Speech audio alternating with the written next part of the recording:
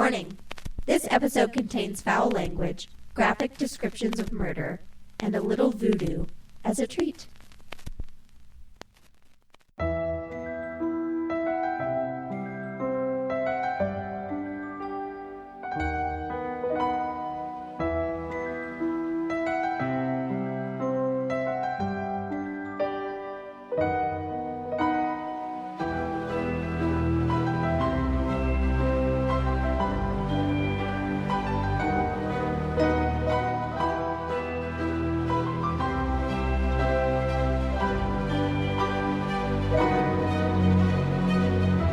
Hi, Weirdos. We are Keep It Weird, the podcast for all things strange, unusual, paranormal, supernatural, creepy, sticky, gross, scary, and everything in between.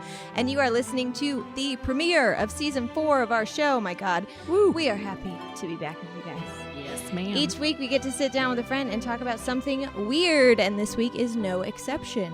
My name is Ashley, and this is my lovely co-host, Lauren. Hi, Weirdos. We missed you. You missed our finale last year, too, so it's been a while for you. I sent in a text that you read aloud. Live. That was my participation. Hi. And today we are joined by a very special guest, a friend that we made 10 whole years ago, a comedian who's been featured on Drunk History and Comedy Bang Bang. You've seen his face on Brooklyn Nine-Nine and The Good Place. He's a UCB performer. He has his own improv team called White Women, and he has his own podcast called The Flagrant Ones, which you can check out on Patreon.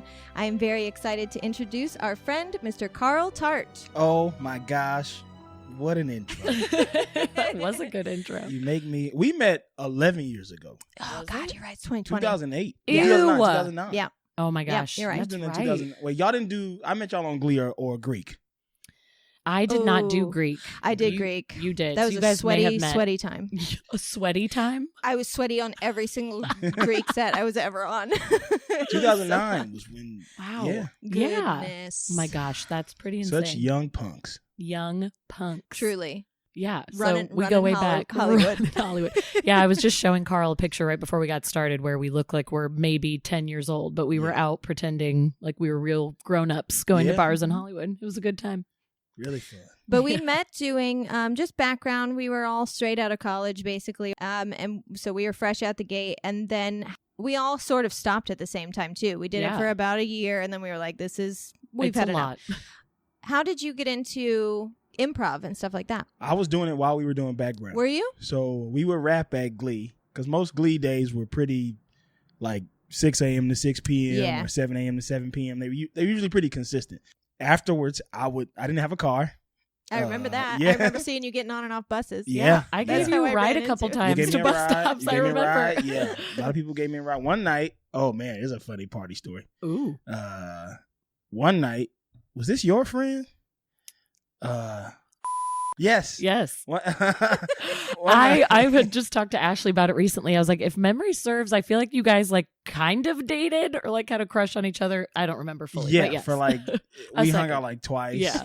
And then she started hanging out with this other guy who worked with us named.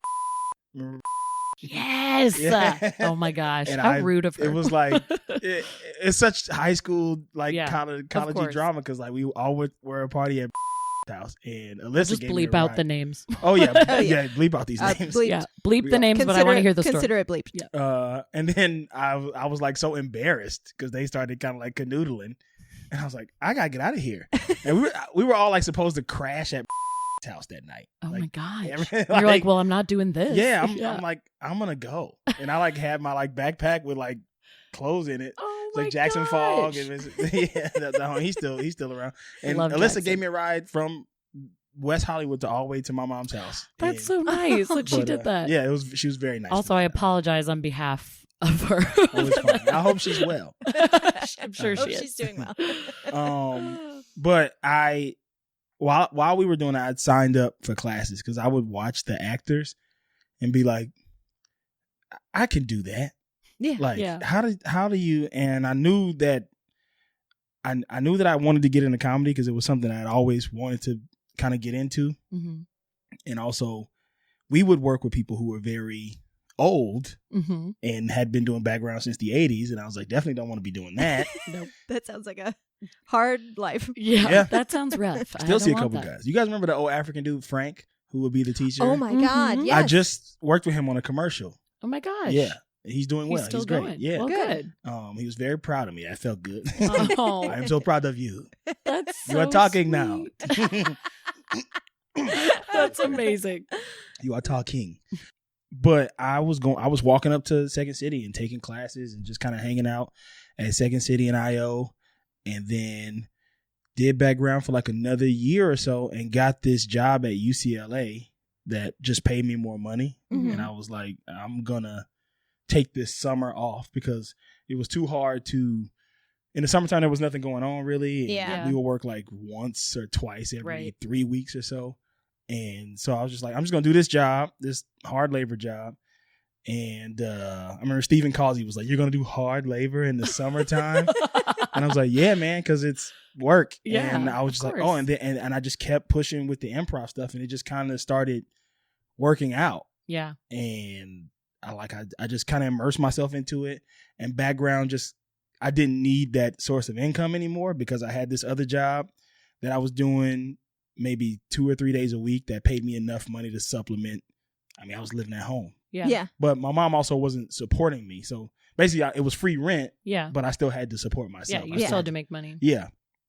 And so I just fully immersed myself in the improv stuff. And then like 2 years into doing improv in 2012, I did this thing called the CBS Diversity Showcase. I didn't go to yours, but I've been to one before because I've had friends that have been. It's wonderful. Yeah.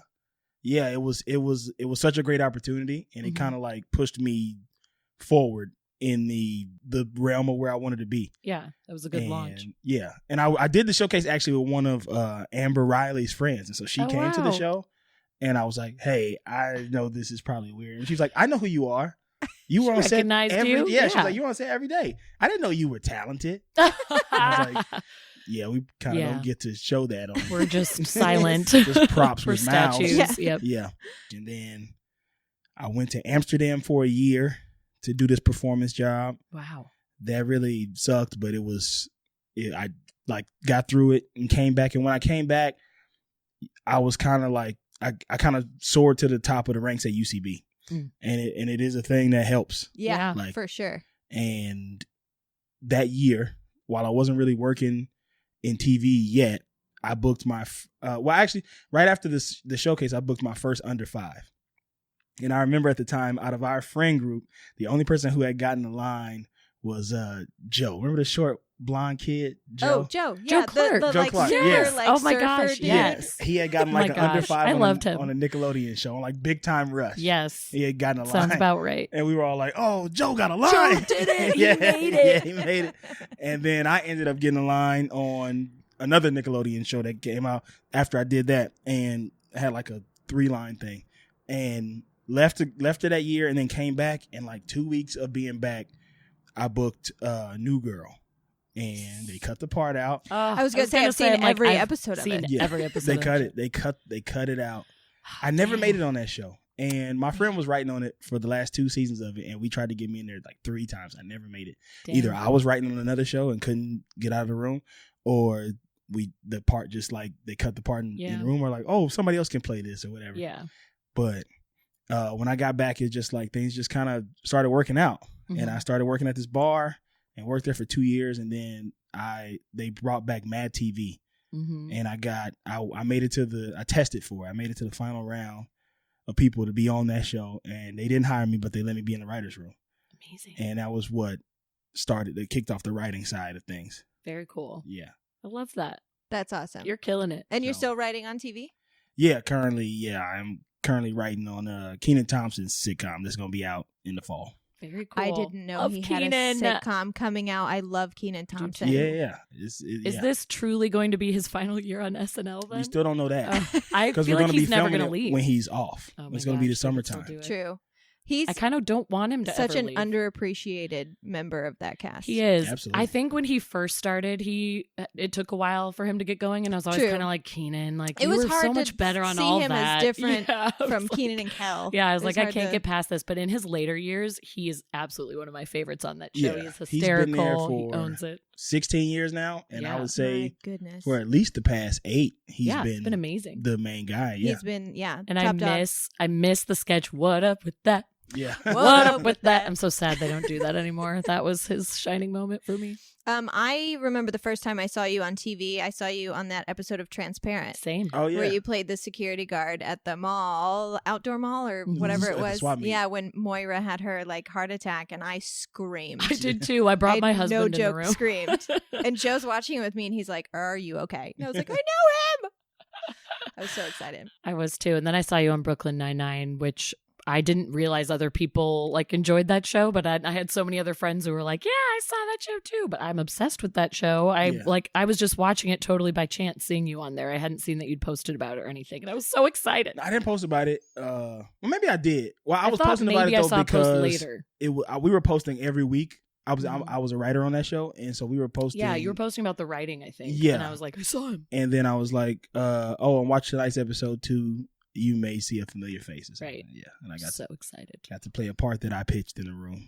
That's awesome. So today we are covering a topic that I'm almost positive our listeners are not well versed in. Yeah, probably. I know not. I'm not. Me either. Since Carl, you have a basketball podcast, right? It's basketball. And we're going to be talking about the world of sports. Which is something you never thought we would talk about on hear this show. us say on this show. Now, keep in mind, listeners, I said that I could talk about something else. He did. She was like, no, I really wanted stick to. to your wheelhouse, you dumb jock. No.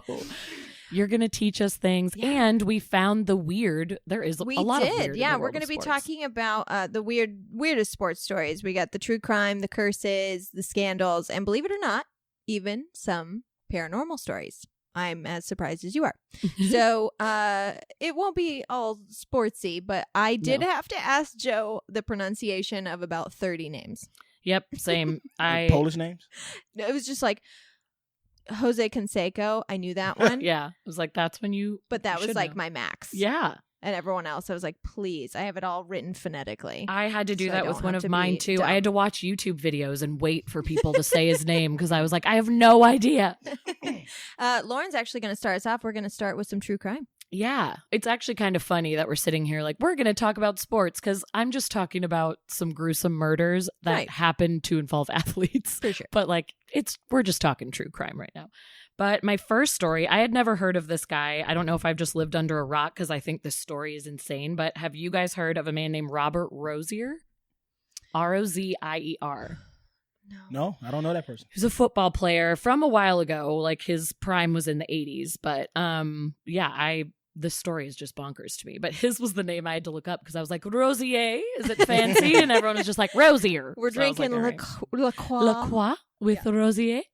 Okay, so Robert Rozier was drafted in 1979 in the 9th round of the NFL draft to the St. Louis Cardinals, which I also didn't know that the St. Louis Cardinals was a football team at one point because they're a baseball team because it's the Arizona. Yeah, they moved to Cardinals now? Arizona in 87. Okay, that was what I was going to ask because I kept reading this over and over like, wait, is this Wait, the hold on. baseball team? I was going to say, is it like when Michael Jordan played golf? Yeah. Was he trying something? So he was drafted in the 9th round to the St. Louis Cardinals as a defensive end. He was this huge, big, 6-foot, built up guy. Looked tough, looked mean. What position did he play? Defensive end. What's that? Carl. All right. It's going to be hard to tell you, but you guys, please forgive me if this offends anybody who's listening. You guys know the fat guys in the front, right? That stand in front of the quarterback. He's one of them. He's one of the guys who's trying to get past them. He's trying to get Who past also them. dips down. Okay. Like who also gets into No, that's a really good description because It I've seen The is. Replacements a lot yeah. with Keanu Reeves and Yes. the sumo wrestler, I assume, is Yeah. kind of what you're talking about. Go on. So Michael Strahan is a defensive man, if that Okay. means anything. all right. He's Yeah, so 'cause sweet. He's such a sweetie. Someone who would be like big and muscular would be a good defensive Yeah. end. Like you'd want it to be a big, You're tough guy. big, a really big dude who's really fast also. Okay. Yeah. That's hard to apparently he was beat. pretty good. So He was on the Cardinals for a little bit, but then after about 2 years, he got cut from the team. They gave no official reason when they cut him from the team, but the rumors were that he had a drug problem and was hanging out with the wrong crowd and wasn't really, showing up for practice on time, not doing too great. It was the 80s. Yep. He was just having too much fun in those 80s. He was partying it up, but he eventually took his skills up to Canada, played for the Hamilton Tiger Cats and the Saskatchewan Rough Riders, which I just really enjoyed both of those teams. And then he did come back to the NFL briefly to play with the Oakland Raiders, but he only played 2 games before getting cut again because of drug issues, partying, and I think he had committed a couple petty thefts. Damn, in 2 weeks? Yeah, in 2 freaking weeks. Jeez Louise. He just he could not get it together. He was a very rough around the edges guy. Just there's 10 games in a season, right? Yeah, no, there's 17 Did you not hold it games. together? Oh, just kidding. But still, it's not that long of a season. It's still not great.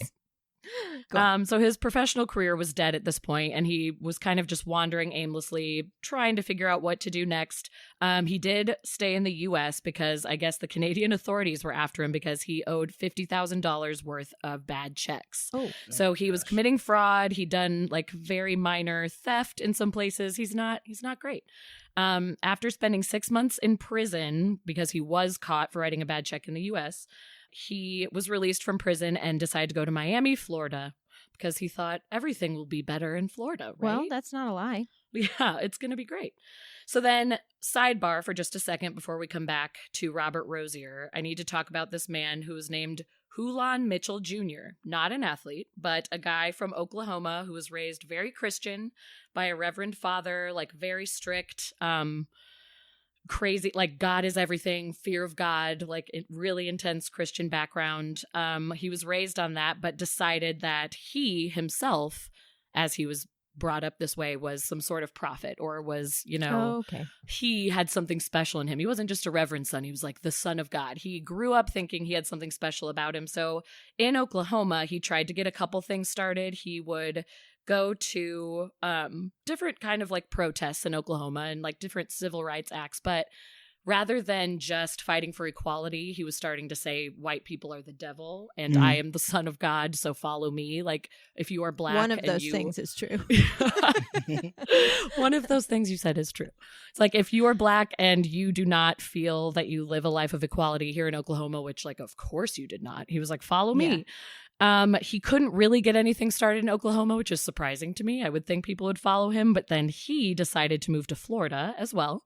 And he got a little cult started over there. Well, he wasn't calling it a cult. It was, his special religious group. They never do. He changed his name from Hulan Mitchell Jr. to Yahweh Ben Yahweh. Lord, that guy. Lord, son of the Lord is what that means. So by the end of the 70s, Yahweh Ben Yahweh had found quite a big group. He even found a space he could rent out. It was called the Temple of Love. And have you heard of this? Yeah. Yes. Yeah. So this is crazy town. I had no idea that this football player was involved in this. So he brought up this group at the Temple of Love. He called his followers the Nation of Yahweh, and he taught them that Europeans and Jews were oppressors and that Africans and descendants of Africa were the true chosen people of God. He said that God celebrated when a white man would die. So his whole demand for his loyal followers, he was very much like Charles Manson. He wouldn't lift a finger, but his whole thing was, you should all go out into the world and kill the white devils for me. And his people wanted to do that. And he had a very small entrusted group within this bigger cult called the Brotherhood. And that was only maybe 8 people deep. Right. So then Robert Rozier, he had just come to Florida. He's looking for his family. He's lost. He's straight out of prison. Can't be in the NFL anymore, obviously. Kept getting kicked out of there. So he's hey, these people seem kind of great. So goes to the Temple of Love in Miami and decided to work for Yahweh Ben Yahweh and started moving up the ranks very quickly because he was so loyal. He was at every single meeting. He's dude, I will do anything for you. He was just searching for something. This was his family. This was what he needed. So he got into the Brotherhood, and Yahweh Ben Yahweh was hey, I can see that you have the determination and the strength for this. You're a former NFL player. You're a big dude. You're who we need, on the front lines to do the dirty deeds. So he started to send him out for some kills. And apparently when you were brought into the Brotherhood, you were given your white garments. You had to wear a white turban and white robes at all times. And you were also given a 12-inch blade. And oh, you mean like I'm dressed right now? Yep. Exactly. Uh-oh, you guys. This is what Carl's wearing. We got to go. Yeah. It's Carl Ben Carl. Excuse me. Carl Ben Carl. You were given your 12-inch blade. Do you have that on you right now? Okay, just making sure you came prepared. In the car. Oh. And then you were part of the Brotherhood, and you had to prove your worth. So Rosier's first kill was a man named Raymond Kelly. Poor Raymond. He was just regular old just white dude. Just, yeah, literally like he became a target because he was white. And he was out drinking one night at the bars in Miami, and the bars had closed. He went back to his car, realized he was too drunk, so he decided to lay down and sleep in his backseat and not drive drunk, which it's like, hey, respect, man. You gotta do what you gotta do. In the 80s, yeah.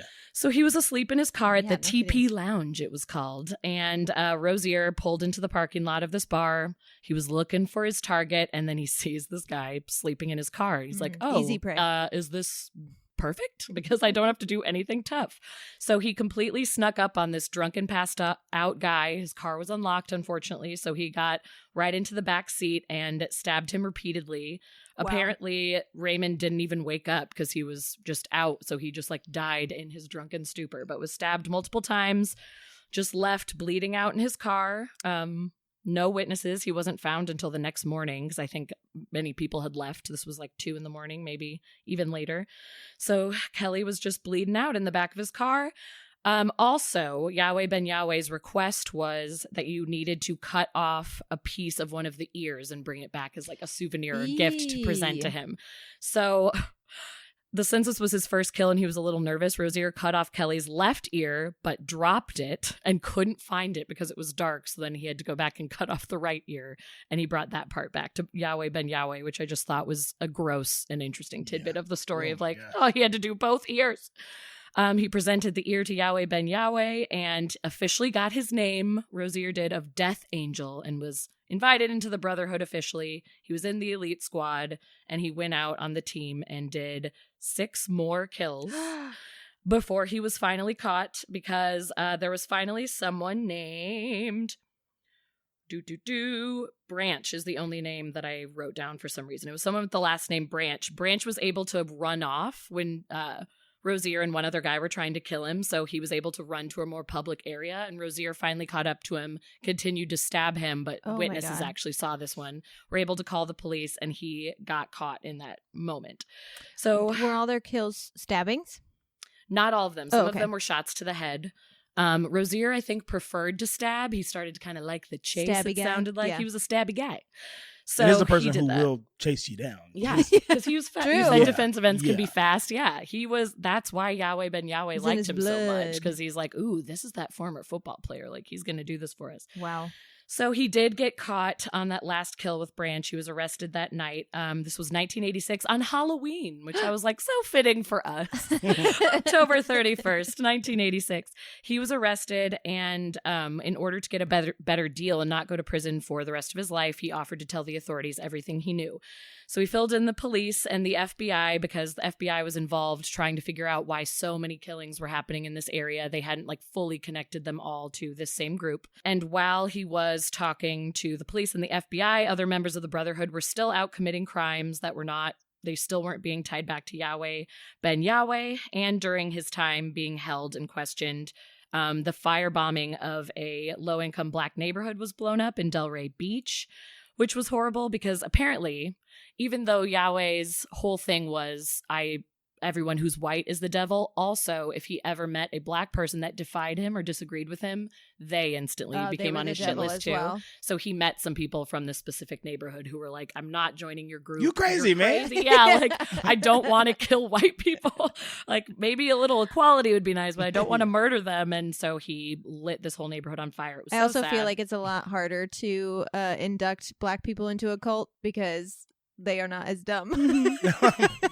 What? Yeah, they're the ones to be like, I'm not sticking around for this. Yeah. You want to do what? Man, this is Florida. We can't get away with killing white people. Trust me, I want to do it sometime. Yeah, but I'm not gonna do that. It's so true. Yeah, it sounds like It's the white same with nonsense. like horror movies where it's like immediately they're like, no, hell no. I'm And it's not like, walking exactly. through a door. Yeah. And we're just like, what's that sound? Let's follow the weird guy with the chainsaw, please. Yeah, white nonsense for sure. The reason, even though all of this horrible stuff was happening, here's the twisted side of why this wasn't immediately tied back to Yahweh Ben Yahweh and why he actually looked good in the public eye. A, because nothing could actually be tied back to him personally because he had his team doing the job, but also he was going under the guise of being a religious organization, and he did, with some of the money he had, he was able to build schools and apartment complexes. And he would go like speak at schools he would go to like the mayor's events and speak on like how you could help the Black community. And he just kind of seemed like an advocate and a really good guy. And actually Mayor Suarez on October 7th, 1990, that current mayor at the time named October 7th Yahweh Ben Yahweh Day. Wow. He gave him a freaking day because he was like, this guy is just doing great stuff for Miami. We love him. And then not even a month later, after he had his special day named after him, he did finally get arrested. They finally were able to tie back, I believe, like some sort of letter was written that they were able to tie back to him. So he was arrested for conspiracy to commit murder. He was finally tied to like sending people out to do it, even though he physically didn't. And Robert Rosier was the state's key witness who called him out and was like, that's the dude. This is it. This is the moment. Originally, prosecutors tried to throw like a shit ton of charges out at him, and I guess a third of them actually got cut just because of lack of evidence. But he did get convicted of conspiracy to commit murder in the end and spent a full decade in prison. And Rosier also spent a decade in prison. They both served 10 years. Rosier was released in 1996 and was put under witness protection because people were going to mess with him. On February 5th, 1999, in Cameron Park, California, a man named Robert Ramses was arrested for bouncing a $66 check to an auto parts store. And as Ramses sat in his cell, police were able to track a total of 30 bounce checks for video rentals, groceries, bar tabs, all the damn things, enough to bring his misdemeanor up to a felony. Ramses then confessed to more checks than that, but my name is Robert Rosier. And he was sure that if he said that, they wouldn't be able to charge him for the checks because he's like, but that's not even my name. I'm really Robert Rosier. And they were like, nope. No, that's not how it works. That's not a thing. The state of California was like, nope. So they charged him with fraud. And under the 3-strike law, the conviction meant that his sentence could be nothing less than 25 to life. Oh, so wow. Rosier's kind of currently crazy still sitting in that prison. he got 25 to life for writing like weird checks, but he got 10 years for killing 6 people. Mm-hmm. Yeah, I think they originally gave him 22 years, but still 22 years for killing 6 people is insane. And he got off after 10 years for good behavior, and they were like, sure. So that is bonkers to me. And same goes for what's his toes, Yahweh Ben Yahweh. That he was only in prison for I think it was just over a decade, maybe 11 years, but still. Then he was released, but was still on parole, and then he got prostate cancer and was able to get his parole taken off. He begged and pleaded and said, I'm going to die anyway. Will you please let me off my parole so I can go be reunited with my followers? Because he still had followers who were like writing him in prison. Always? And, they always. So did Charles Manson. It's like he still had fans. So they actually did call off his parole in 2006, and he was able to go like live in this commune or whatever the hell with some of his followers until he died in 2007 from the prostate cancer. And Rosier is still sitting in Mule Creek State Prison, home of Charles Manson and Lyle Menendez. They were also there. And he will be up for parole again in 2024. Wow. No, I had no idea. I knew about that cult. Right. That cult I knew about. I didn't know the ins and outs. I remember the name, and I remember it was in Florida. But I didn't know that they had a defensive end who was involved. I know. I had heard Temple of Love was the only like familiarity from the story, but I was like, does everyone know that this football player was involved? And like he was the reason for bringing Yahweh Ben Yahweh down, which is also a really big deal. And yeah, the fact that he got out of prison and still was like, well, I'll just commit some more fraud and throw myself right back in there. And it's not likely that when he's up for parole again, that anything will happen. He's most likely going to be in prison for the rest of his life. So I mean, he killed 6 people. Yeah, he should be in freaking prison for the rest of his life. So, It's insane that just because, but this happens all the time, just because you participate and help the FBI, you Don't cry for Rosier. Rosier.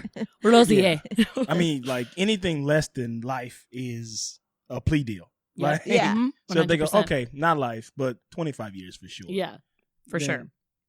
That's interesting that they were like 10 years. Man, Florida's wild. Florida is wild, I know. Yeah, and then he was smart to leave Florida and go out to California, but then he Florida is really the didn't have any luck. Outback of the United States. Yes, for Like, sure. we have monsters here. Plants can kill you. Yep, Also, we're insane. it's true. Creepy bugs and monsters, and everyone's a little bit wild. Yeah, so that was a nutty one. The second one I have is pretty short and sweet, honestly, because I had a little more history on Rosier that I could look up. This dude that I'm about to talk about, for some reason, like has no Wikipedia page, is like nowhere to be found except for that he was an MMA fighter and had one professional fight in his life. But the story was worth reading. Ashley, you actually sent it to me. Oh, You this didn't guy? read it. You just sent me the headline. Yeah. And I was like, the headline was enough to grab me because it's bonkers. So MMA, for those who don't know, mixed martial arts. It's pretty cool. Those fighters, yeah, it's actually like, it is like an artistic almost sport. And I was reading that a lot of Islamic terrorists, if they want to stop their life of terror and go into like, I don't even know what you call it. They go into like the reforming program. It's almost like deprogramming. Like if you're in a cult, like if Really? they decide to leave and like go through the change, they will do mixed martial arts to like bring them back and bring them into a meditative state, and it's like what helps them like get back to themselves, which I found fascinating. You know, So a I lot was of like, people who don't like sports like MMA. Yes, Y'all might like it. I know. Honestly. I haven't given Yeah. it a chance, but I now want to after I reading feel like about I it. don't like it. I don't like seeing people get hurt. It's too Sure. bloody for me. Yeah. And I Yeah, 'cause love the football. punches in the nose, like you can't help but like Yeah. blood's gonna gush everywhere. Like I watch and it is- hockey, it is a lot. and that's about my max. That's about my Yes, I'm the same. My one sport is hockey. My husband got me into, and now I never thought I'd be here, but I'm a diehard Penguins fan, and I'm a Bruins fan. which our teams hate each other, Yes, they do. and I watch games even when Alex isn't home. I'll sit and watch them alone, and I will say out loud to myself, like, "Who are you? Like you're watching hockey That's 'cause alone." You get it. I don't get it. That's fair. I watch the playoffs. Like I like the Oh, Stanley yeah. Cup Playoffs are playoff so stuff. exciting. I watch those, but that's because any sport in the playoffs, you can It's be so like, fun. okay, I Very can excited. Yeah. get with this, but And it's so cutthroat, and Yeah. I have like 18 panic attacks during the playoffs. Yeah. It's nuts. Carl, have you been to a live hockey game? yeah. Those are First sporting event I so ever cool. went to actually was a hockey game. I had They never are been fun. before. Joe's taken me to 2 now, 3 maybe. We've Nice. gone to see Kings I think games, I've only and been I to think 3. it's so cool. I do too. I want to start going to more Kings games. We always try to go when the Penguins are out here, and it doesn't work out. But it is fun to watch it live because Mhm. it's very exciting. It's cold in there. and it's a little chilly. It's cold. I Is gotta that the be reason after, you hate it? No, it was one of them, but it's it's funny because I don't hate it. It's a live sporting event. It's fun, but it's so different being at a Kings game than it is at a Lakers or a Clippers game, Sure. True. and it's just like the music is so bad at a Kings game. I And I'm not a do person agree who's with like, that. rock music sucks, but it's like y'all picking shitty rock music, Right. Yeah, what is this? Kings of Leon. I do agree with that. Yeah, like 2017. you're playing the weird songs. Where at a Lakers or Clippers game, it's the jam. Yeah. Like it's all the good music. That is very true. Okay, so MMA, not hockey. Sorry, everybody. But yes, mixed Still martial violent. arts. I do have a respect for it because I mean, you do have to be like very athletic, but also there's so much coordination. It is almost like a dance. Well, and it's you have to mixed find, martial arts. Yeah. You have to know like gotta mix it up. taekwondo. Gotta You have to know mix it karate. up. You have to Yeah. know boxing. all the different moves. I was trying to remember when that really great boxer who's never lost fought that one guy. I'm really giving Wow. good things. You're thinking you'll when, know who I'm talking Floyd about. Floyd Mayweather fought Conor McGregor. Yes, is Connor an MMA fighter? Is that what He you is, call him? he Okay, is, yeah. that is. I was thinking that on my way over here. I Who was like, won? did I watch? Oh The my boxer. gosh, the boxer for sure. Really? Yeah, Connor did not. I for some reason watched that even though I had no interest. Connor did not know how to box. He didn't. He was like Ah. only holding on to his own moves, but like thought he could put them into boxing, and they're just so different. He was literally like, couldn't. he's Irish or Scottish. He's Scottish. I'm Yeah. sorry well, I don't care. get mad if you want to, people. But Write an he's email. Scottish, but he was like fighting like this, I Like said the like this as if I'm Irishman. not on a podcast. He was fighting like The the fighting Irish. Lucky Charms man. yeah, he was literally Yeah. doing the fighting Irish, like Yeah. hands out, and Floyd was like, "Oh no, punk! I'm about to kill you." And Floyd didn't fight him the whole. And also Connor is so like racist, but in a European, like, oh, we don't have the same political correctness as America. Yeah. And so at the end of the fight, he's like, he was jumping around like a little Mexican. Oh. It's like, what are you talking about, Conor McGregor? You are terrible. I hate you so much. Where is your publicist? Yeah. You can't say that. Yeah, he was special, and he was so cocky before the fight too, because he's I like, do "Yeah, I remember make this now. people bleed on the regular." It's like, yes, but you're not a boxer, and Floyd is amazing and has never lost. So, yeah, that was hilarious. So he is an MMA fighter. That's what I was thinking. Okay, so this man named Jared Wyatt, who back in 2010, he was a 29-year-old MMA fighter. He only had one professional fight, but he was training to do more. He was like breaking into the world. But one night he was at a party with his trainer. He was really good friends with his 21-year-old sparring partner, Taylor Powell. And they, after a training one day, went to just let loose a little bit. I think it had been like an aggressive, tough day. Like his training partner, like I think was giving him a hard time. They're both pretty hard on each other. Both had some mental health issues that they were dealing with. And like they liked to take it to the ring, but I think it got pretty heated.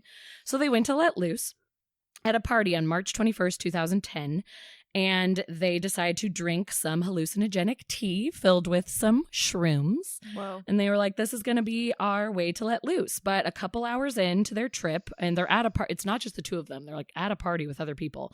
Wyatt and Powell start discussing that they think a huge tidal wave is coming to end the world. And they thought that the devil was inside of them and that they had to get the devil out or God wouldn't come to save them before the tidal wave came. Some bonkers shit. They were What year going was nuts. this? 2010. Okay.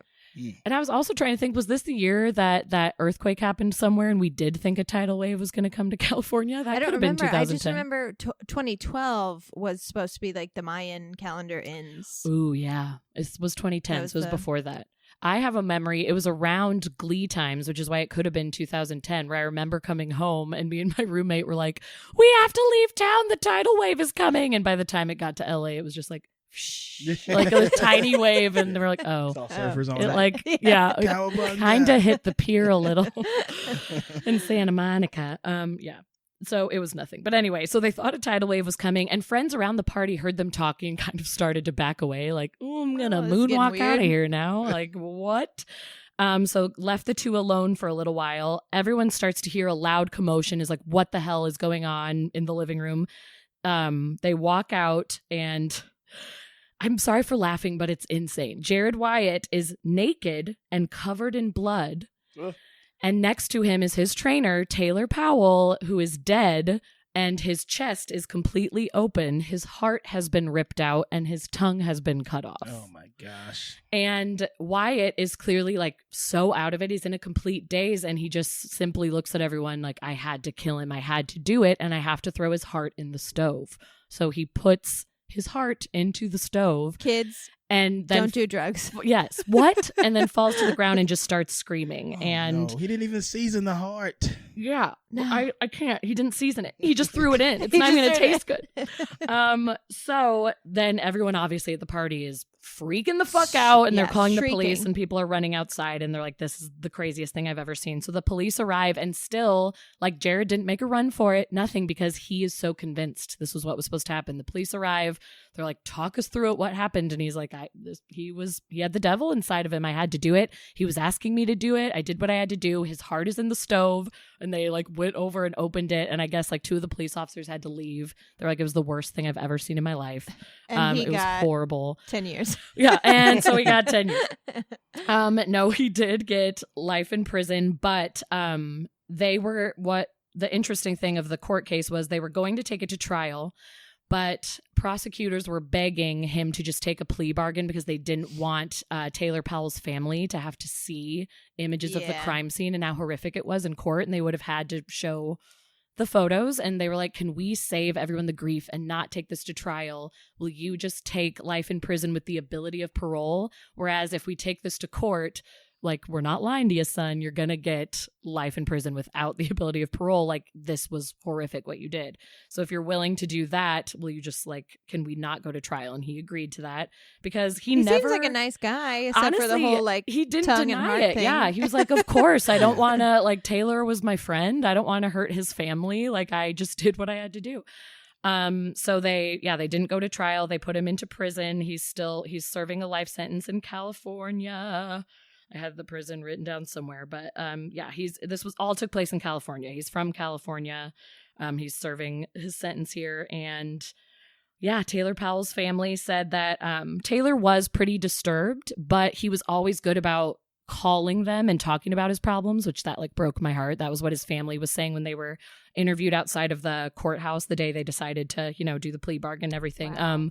The mom just broke down and was like, I can't even discuss the details of this because it's so horrible.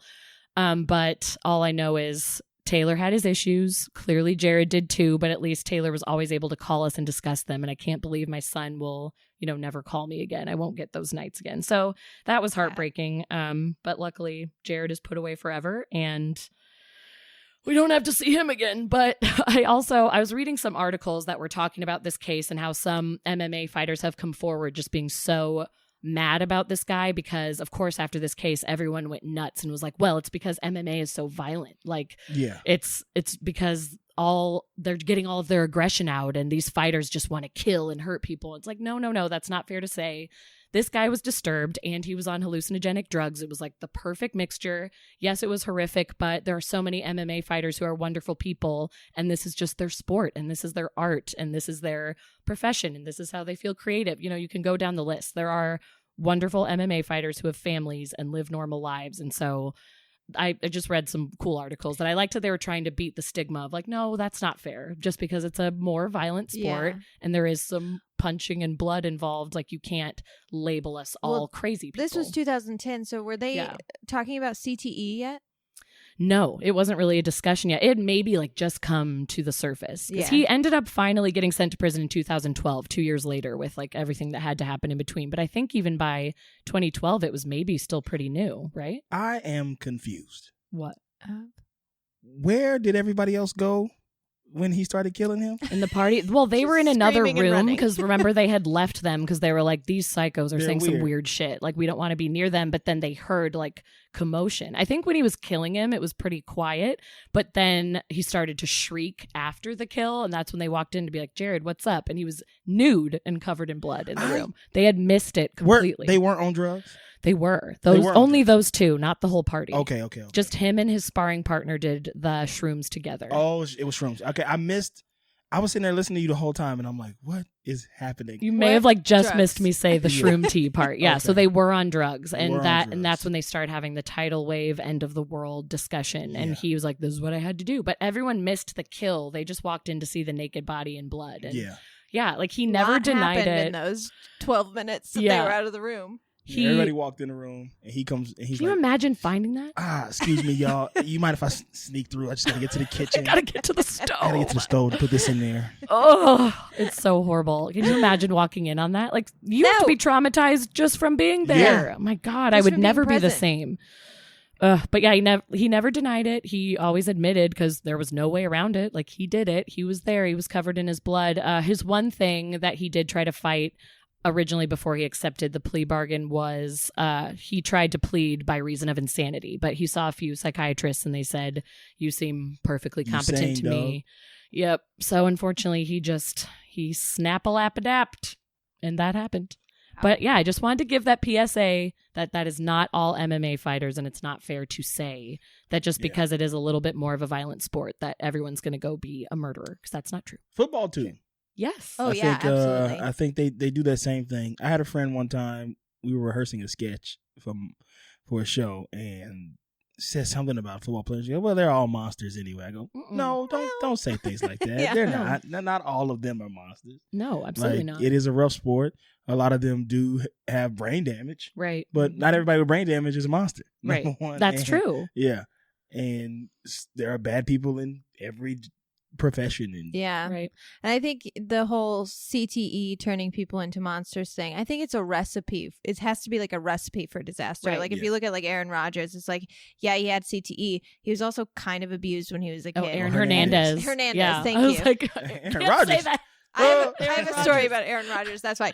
But yeah, Hernandez, he had CTE, but he also was like abused as a child. Totally. And he also had like if the whole like Homosexuality was true. thing was Yeah. true, like he had that Sexual repression problem within his life where he Right. was trying to cover that. It's like a recipe for that. Yeah, but it doesn't Madness. always mean that you will go to violence and No. murder. But yeah, one of my good friends, her dad was a professional football player, and he has really bad brain damage now. He lives in Austin, but he's just sort of like going into dementia now, and I think struggles Yeah. with alcohol, but he's not abusive, he's not violent, he just like is starting to Struggles. lose sight of who he is, and yeah, like he uses alcohol as a coping mechanism, and it's very sad. But yeah, he's not murdering anybody. My dad too played very high level football and is the sweetest dude in the world. Yeah. Yeah. Like, There you go. Yeah.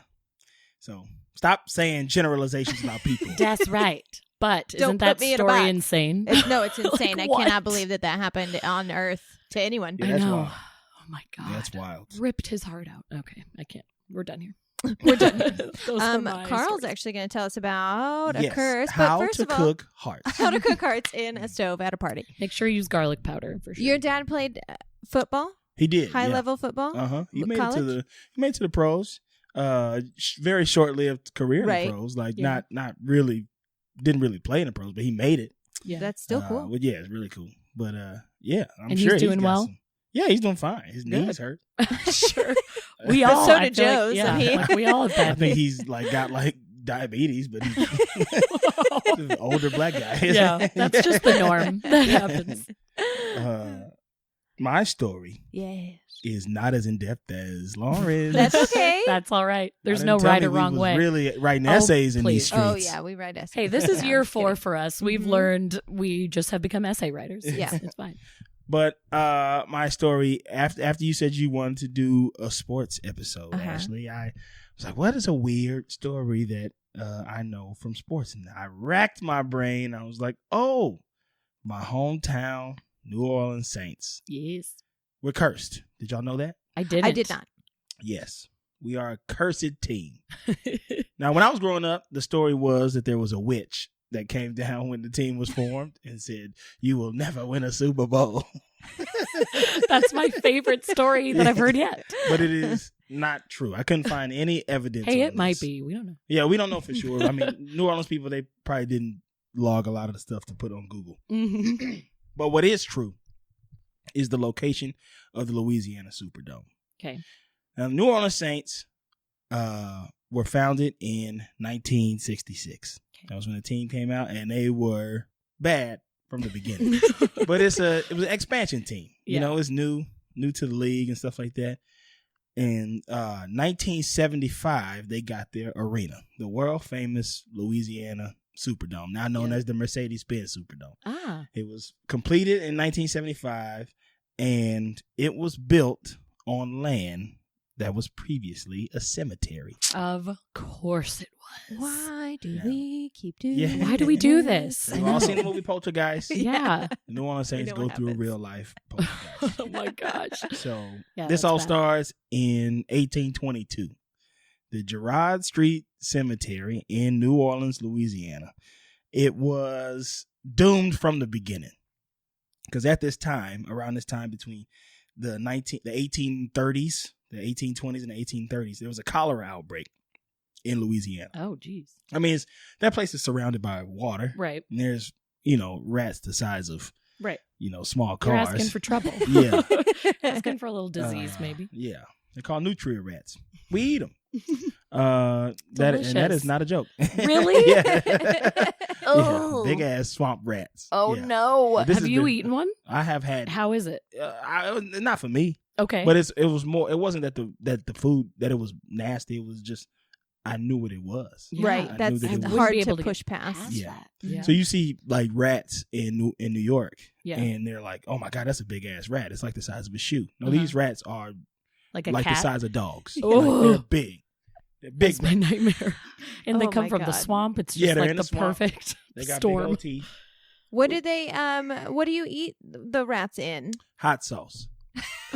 That's the most Louisiana thing I've ever heard in my life. A big old rat and hot sauce. What do you mean when you eating it? I Like, didn't know if it was like we put it in gumbo or like we oh no, put you cook in... it. You cook it on its own. You like roast Yeah, it. Like you roast it? You Yeah. would just eat Okay. rat and hot sauce. Yeah, it's the protein of the meal. So Okay. like you got your potatoes and So you might have a side vegetables. dish. Okay. Yeah. But that's like the start. It's like chicken or. Listen, I'm from Southern Illinois. I've had squirrel. I've had frog.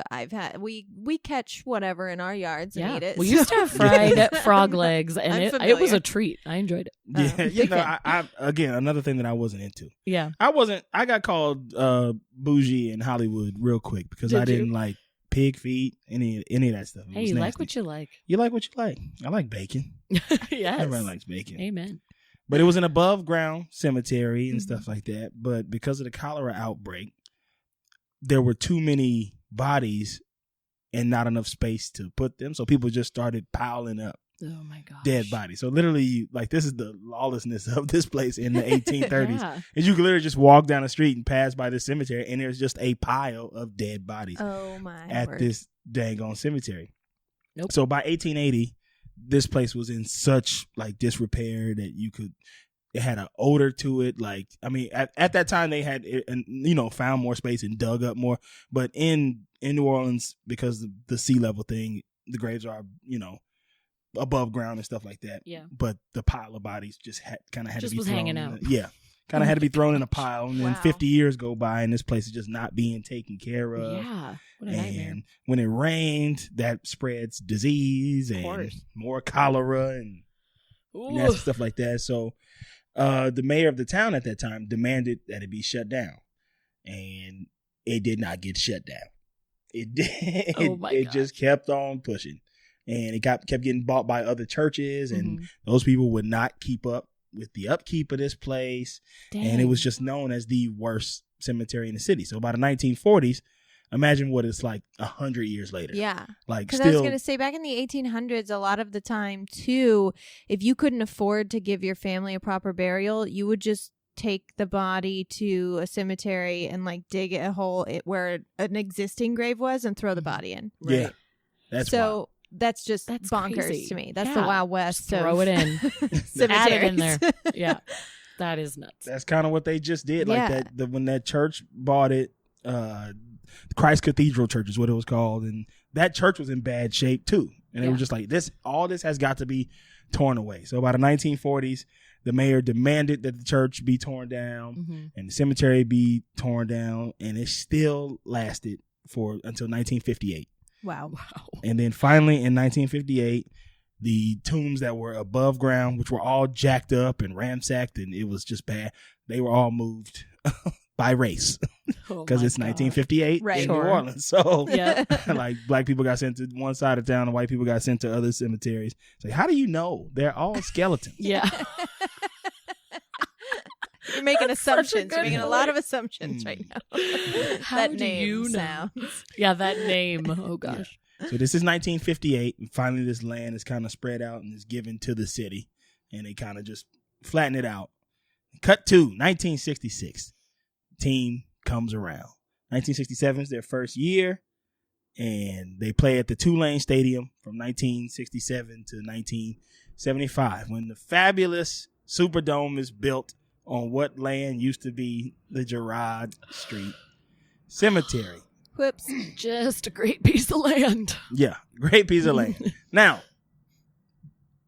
rumor has it, and by rumor I mean facts and history, have it that the Saints were bad before this was built, but they didn't get no better. It didn't help. It didn't get any better. Yeah. Nope.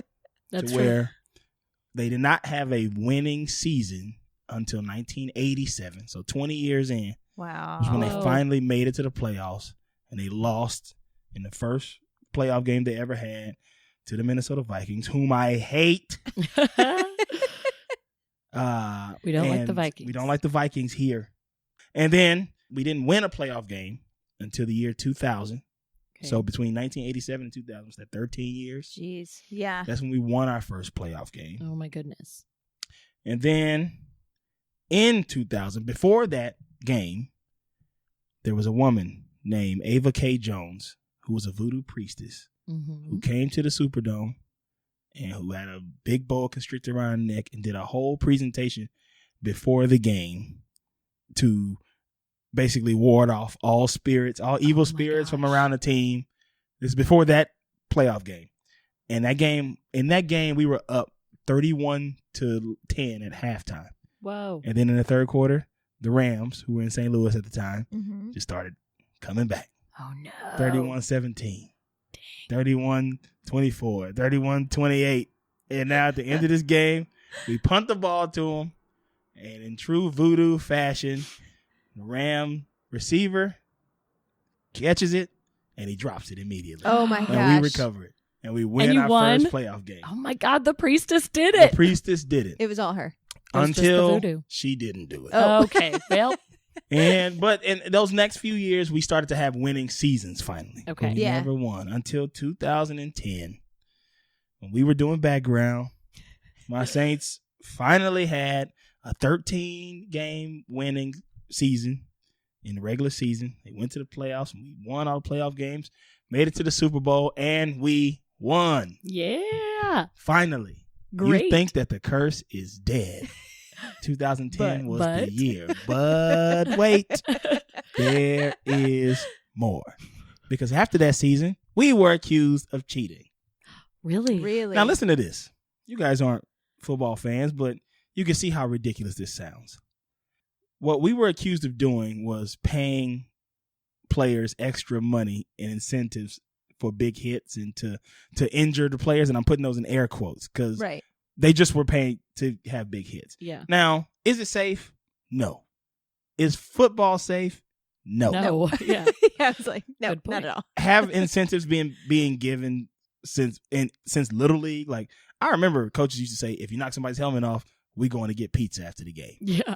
Like, it's hell yeah. It's Let's a thing. do it. And it's just in the NFL. It's part of football. That cat scared me. Hi, Gabby. Good morning. Yeah, there is a black cat here. That was the best reaction. Instead of pizza, it was $25,000. Right. Yeah. Just a little different. It's a little different. You can get 25,000 pizzas. $1,000 pizza. Yes. That's a good pizza. That's a good pizza. Or you can get 250,000 pizzas. Yeah. But, like, so we got accused of cheating. Our defensive coordinator gets fired. Our coach gets banned for a year. You know who the team that accused us of cheating? Who? The Minnesota Vikings. Oh, those sons of bitches. I hate even them. more of a reason. I to hate them now, too. Yeah. I didn't like them before, but I really don't like them now. No, I didn't care about them before. But I decimated didn't know us they were a team. that year after. We lost more games than we won. It was back to, oh, by the way, in the 80s, the Saints were called the Aints. And the fans would show up to the game with brown paper bags over their heads. Oh, and that was like the known thing. We were the bad team of the league. Dang. And then we finally thought we turned it all around. The curse was dead. Mm-hmm. We won the Super Bowl. And then literally the next year, we go back to being bad. But then things kind of pick up over the years. Yeah. And we start to go, like, win playoff games and make it back to the playoffs over the recent years. And then 2 years ago, we make it to the playoffs, and it is the NFC Championship, and we're about to go to the Super Bowl. And at the end of the game, their team's quarterback throws a crazy pass that he avoided getting a sack. That means he avoids getting hit, so he just throws it in the air. Yeah. One of their players catches it. Our defensive player overplays it and gets burnt. They score a touchdown and beat us in the last second of the game. It was the last second? Last second of the game. And you know what team that was? Oh, was it the Vikings? The Minnesota Vikings. Shut up. Wait, you said this was 2 years ago? 2 years ago. I actually remember this game only because I have a friend from Minnesota and a friend from Louisiana, and they got in like an actual fight over it. Like they were like screaming at each other, and I was just getting drunk in the corner. Like, why do we care about this? Yeah. Now you know. It was terrible. And then last year, we make it to the NFC Championship game again. Uh-huh. One game away from the Super Bowl. Finally having winning seasons. Yeah, that game, what they're calling the miracle in Minnesota. Yeah. Which we call the mishap in Minnesota. Yeah, I was going to say. We finally moved past it. And this year, we're playing against the LA Rams. Drew Brees steps back, throws a pass to one of his receivers. Before the ball can even come close to this receiver, one of the defensive players on the Rams knocks him out. Ooh. Full helmet to helmet, which is illegal. Ooh. You're not allowed to. A defensive player is not allowed to touch the offensive receiver until he has an opportunity to catch the ball. Then you're allowed to try to not let him do it. Okay. Right. But the ball was like going to be caught by him, and this dude just not even. He also has to look for the ball. He has to turn his head to see like the ball's coming to try to make a fair defensive play. This guy didn't do that. He just knocked him out. Oh my God. Pass interference is what that is called. Yeah. So we're like, it's okay. Pass interference, a 15-yard penalty. It's going to be great. Down the field, baby. Yeah. Refs don't call it. What? Everybody goes insane. Bullshit. Everybody goes insane. I'll show you this. Was this in New Orleans? This was in New Orleans. This was in New Orleans. I think that same friend who's from Louisiana was going crazy about this again, but again, I'm never paying close enough attention. I'm like, why is Meredith so mad? Oh, Meredith knows. Meredith knows. And I can show you the play after we get done here. It's egregious, and the refs don't review it. That's crazy. And we can't get a review on it, and they don't call it. And the Rams beat us. Was it out here? Were they playing out here? No. We were in Louisiana. Oh, that's even worse. Yeah, it was even worse. That's horrible. And the Rams end up going to the Super Bowl. They lose to Tom Brady, of course, because they weren't supposed to be there because they were not good enough. And we're mad. We're pissed. Yeah. So this year, we complained. We actually literally filed a formal complaint to the refs. As you should. And they got in trouble because it was an egregiously missed call. And refs don't like that. Oh, no. They don't like to be called out. So now they're going to hate you guys forever. Yeah. So this past season, we are getting screwed all year, but managed to still have a great season. And we make it to the playoffs, but we have the best record in the NFC South, which is our little conference, which houses the Saints, the Tampa Bay Buccaneers, the Carolina Panthers, and I am blanking on the last team. We Doesn't can't matter. Help you. Yeah, we will not be able to help you. The Atlanta Falcons. And we make it, and we're like, we get a first round bye. Like if Seattle beats San Francisco. Mm-hmm. So it's like strength of scheduling type thing.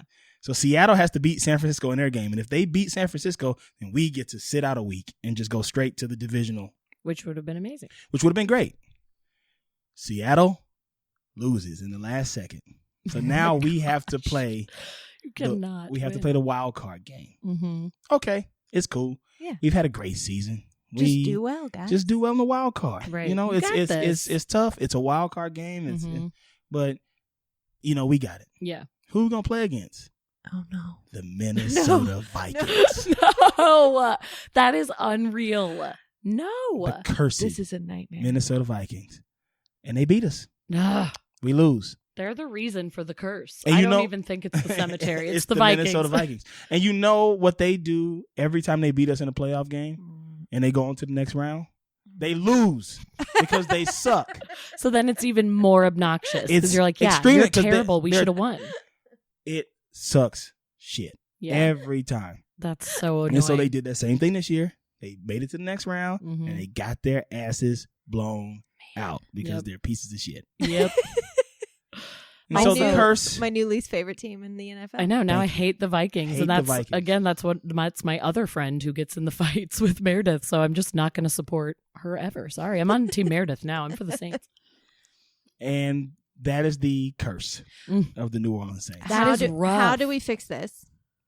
I don't know. Do we need like a couple of voodoo? Yeah, we need to ladies? get Ava K. Jones to come back, and she needs to bring a busload of her homegirls. Yeah, more snakes. More snakes. Maybe instead of a cheerleading team, just have voodoo priestesses. Yes. Yeah. Oh my gosh, that's a great idea. Game. Instead of pom poms, boa constrictors. Because cheers are technically just like spells.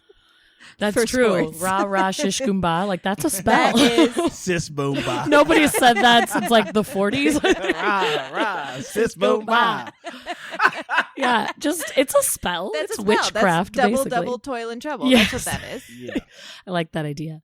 I mean, that is rough, and I do completely believe in the curse after that story, but I don't feel like I ever hear about the Saints being a bad team. Like, you guys keep having it rough in the playoffs, but now they are known as like a strong Over the past, team, right? I would say since we won the Super Bowl, we had like 3 years after. So we won in 2009, 2010 season, And then the next 3 seasons after that, we were pretty bad. And then Okay. we got back into prominence after that. Okay. And since then, we've been the You've been best good, yeah. offensive team in the NFC. Ah. And But you just can't catch a cannot- break. Can't in catch a those break. games.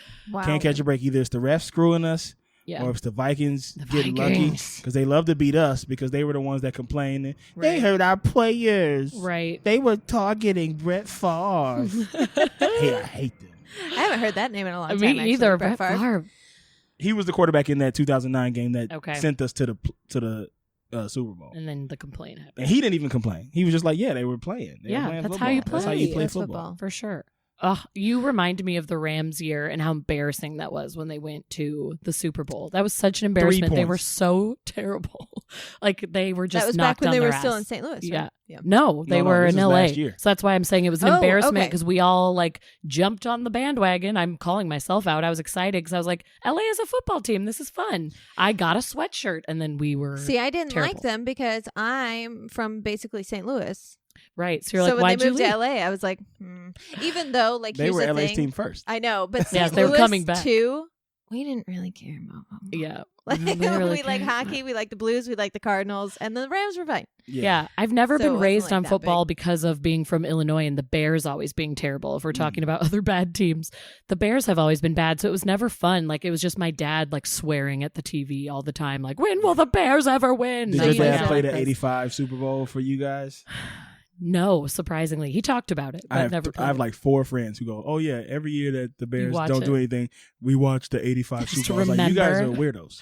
No, But he then would we just did talk that, about it. We did that last year, like on Super Bowl Sunday last year. Mhm. New Orleans like had like a huge parade and they played the 2010 winning Super Bowl. Yeah, That's cool though. because we Like, were That is supposed cool. to go to the Super Bowl last year. yeah, Yeah. you should have. You last were year we were robbed. supposed to go. This year it was a little bit more up in the air. Uh-huh. It would have sucked to not play Minnesota in that first round, but Yeah, you know, you win some, you lose some. But Yeah. last year it was a straight up robbery. yeah, absolutely. What would you say? Because I know like sports curses are a thing. Like there Mhm. are several.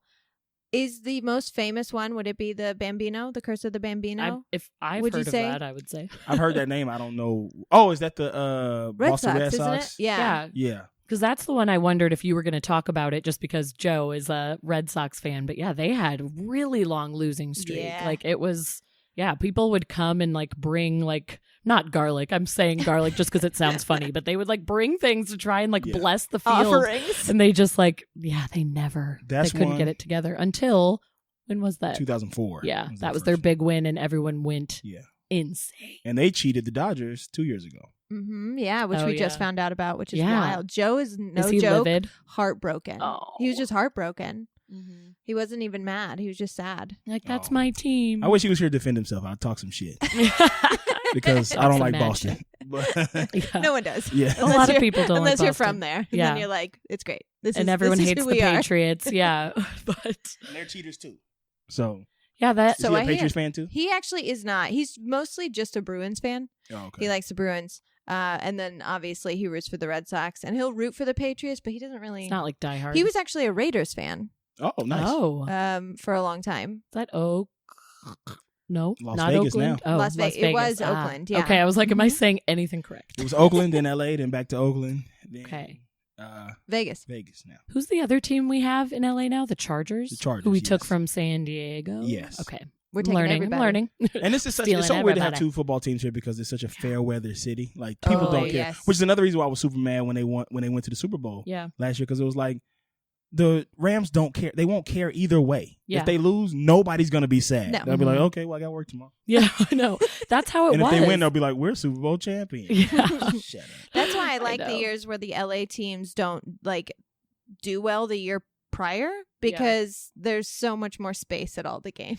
Yes, exactly. Like if the Then Dodgers it's aren't not doing sold well, out. it's like tickets are very cheap and Yep. like no one is here. And I if like don't the have to Kings feel aren't crowded. doing well, it's like tickets are very cheap and no one Mhm. is here. That is so true. is It's a more fair fun to weather go to the city. games. Yeah. Yeah, because so many people are, coming from out of town and still root for their own team. So That's true. Yeah, I Yeah. didn't think of it that way. because this year I had 2 friends who were Kansas City Chiefs fans, and it was so fun to watch with them because like I had no stake in the game this year, but it was fun to like watch people from Kansas City get like so excited over them winning. So that was nice. Hey listeners, are you loving this? Are you loving this sports time? I tried to Sports make talk. it spooky.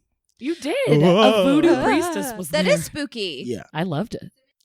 That's all the time we have this week for Keep It Weird. Thank you guys so much for listening and for allowing us our little vacation. We are coming back with energy and excitement, even though I don't sound like it right now. I'm still pretty sick, but I promise I will sound better before we record our next episode. If you love Carl, which you should, he's fantastic, head over to Instagram and follow him at DammitCarl. You can also check out his podcast, The Flagrant Ones, on Patreon. He's also been on a ton of other podcasts. I know he's been on Good Christian Fun, and he just toured with Doughboys. And if you're in LA, check him out at UCB. He's there on Sunday nights at 9:30 with Shitty Jobs. The second Friday of the month, he performs with White Women and Ass Cat on Saturdays and Sundays. And he'll be joining us again for next week's episode, where I'm going to share some paranormal and supernatural stories in the world of sports. And there will be a special appearance by a very handsome man who's going to share a weird sports story of his own. If you love us, give us 5 stars on iTunes and subscribe to our show on the platforms that you use to listen to podcasts. Follow us on social media at Keep It Weirdcast across all platforms.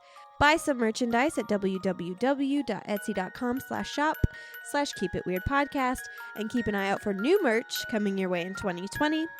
Donate to our Patreon at www.patreon.com/keepitweirdpodcast. It is our main source of income, and it's what keeps our wheels a-turning over here in Weird Town. But it's not just a donation. You'll get bonus episodes, you'll get monthly newsletters, and even discount codes for merchandise if you donate to our show there. No sign-off that I can come up with will be better than Carl's, which you're going to hear next week. So I'm just going to leave you with a thank you for hanging out with us for 3 years. We're excited to hang out with you for a 4th year. And we are so proud that you continue to keep it weird. Have a great week.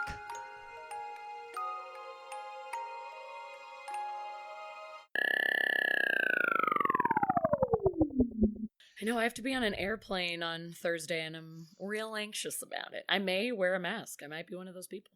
I'm nervous. I'm stressed. I'm going to be on that same plane being like, can you believe this girl? This Can bitch. you believe this? Sitting next to Call me an out. Asian guy, be like, can you believe? Look at that. Can you believe that? This bitch.